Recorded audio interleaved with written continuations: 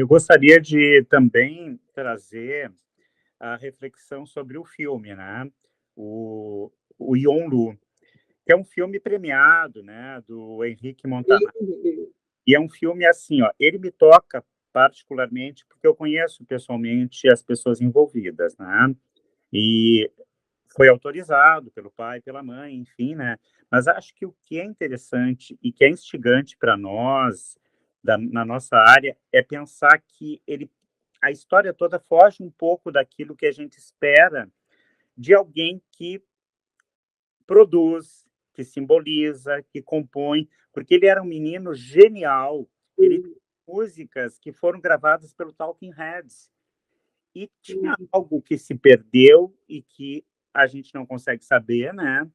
E o psicanalista dele era uma pessoa muito conhecida, muito bacana.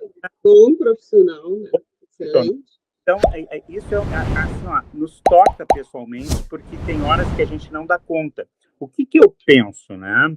Eu penso porque eu conheço os pais bacanas que ele tinha, e ele estava num processo em que ele estava demandando aos seus pares qual seria a forma melhor de se matar, né? E ele foi instigado, né? Então, o que que acontece? Na adolescência, a gente sabe que os pares são né, os que Mais produzem importantes. mais idade, mais importantes. E tem uma fala do psicanalista no filme que eu acho que ela é muito interessante, que quando alguém está no abismo, tem que ter alguém que puxe, não que empurre, né? Então, isso é uma reflexão para que a gente fique bem atento. O meio, que é o meio ambiente, que é as relações, o discurso subjacente nas letras, nas produções, no que está se escrevendo, porque talvez essa passagem ao ato possa ser revertida, principalmente num caso como esse, em que havia um elemento simbólico através da música, né? Ele é um pouco atípico, assim como é atípico num evento da POA teve um caso, que aí eu acho que é muito, não da melancolia, como é em geral um caso de suicídio, a tendência, a psicanálise é ver para além da depressão, né? A tendência é a melancolia, que algo se perdeu e tu vai junto com aquele objeto perdido. Mas teve um caso que era assim, ó, ele foi preparando todo o suicídio gravado para endereçar para a namorada que o abandonou.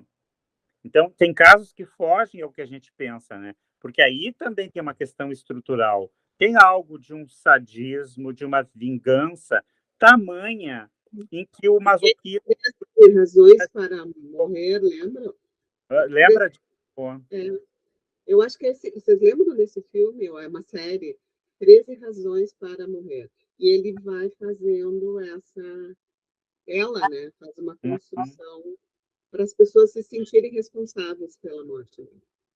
Pois é, isso é muito, é um caso atípico, né? Não é dos mais comuns, né? Então, era isso que eu queria até comentar, porque tem um componente, né, estrutural também, Tem.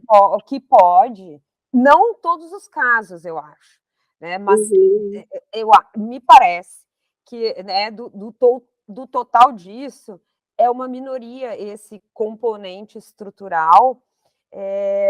Não poderia afirmar isso, porque eu não estou fundamentada em nenhum estudo, né? E, aliás, esse é o tipo de reflexão, né, que não se esgota, né? Essa coisa de até que ponto tem todos os casos, qual é o percentual de casos que tem um componente, né?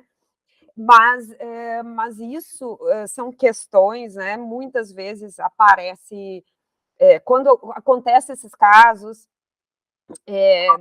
se vai muito para a mídia e se explora muito essa relação dos grupos, né? Como é que os grupos, em especial grupos virtuais, né? Em ambientes virtuais. Aqui, desligou sozinho. O quanto é necessário, né, pessoas próximas ou responsáveis estarem atentos, né, das relações, em especial de adolescentes, nesses ambientes.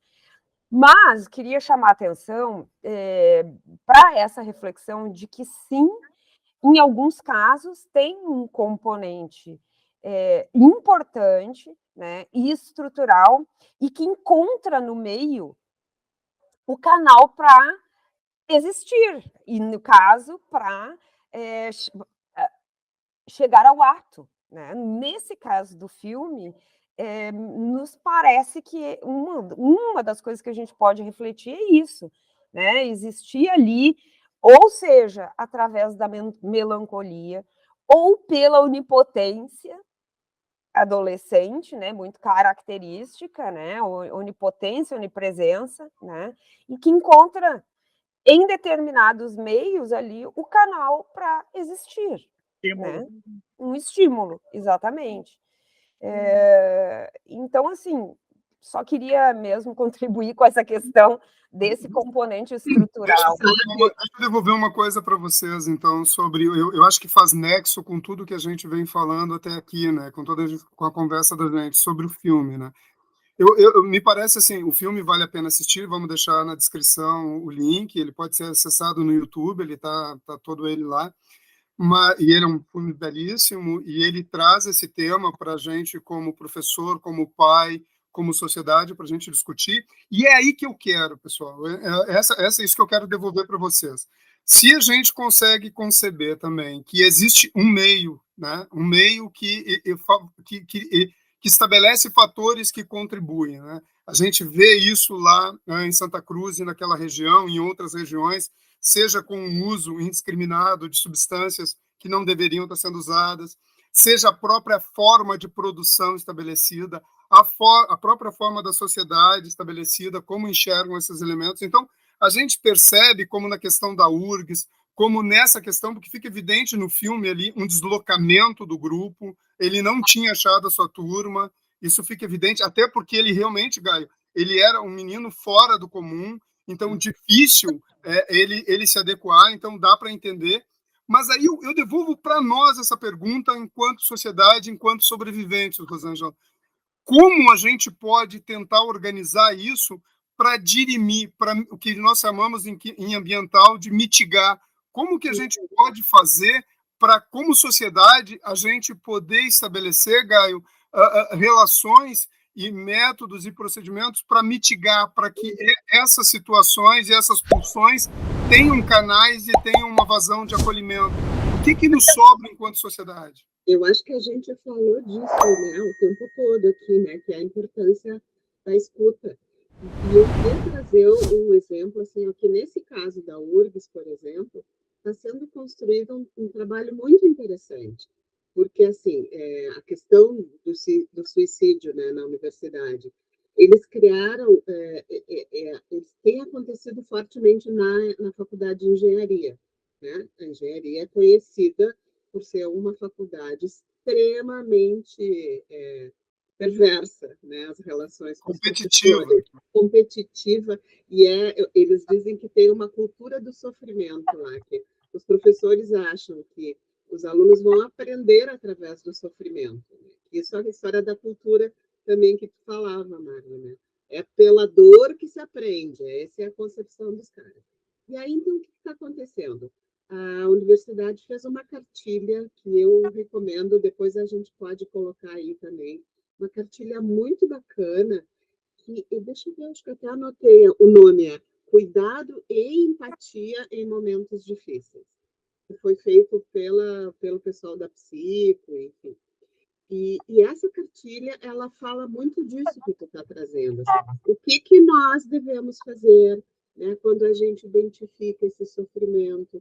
Qual é o papel de cada instância? Qual é o papel da saúde pública? Qual é o papel da universidade? Qual é o papel, né, das pessoas que estão ao redor, né, dessas pessoas que estão identificando esse sofrimento? E eles criaram, que é isso que eu acho mais interessante, grupos de escuta. Então, assim, tem um projeto lá que eles chamam de Medusa, o nome é muito legal, e eles criaram, dentro dos centros acadêmicos, grupos de escuta com os alunos, para tentar ver, bom, no mínimo eles vão lá, vão se organizar, eles já conseguiram desarticular um desses professores, tirar ele de cena, né? Então, assim, eles vão se organizando para intervir, né? Não só individualmente, de acolher as pessoas que estão em sofrimento, mas também intervir no sentido de mudar, né, as relações. Abismo, né? Que o psicanalista diz no filme, né? Enquanto tem alguém que empurra, tem que ter quem puxe.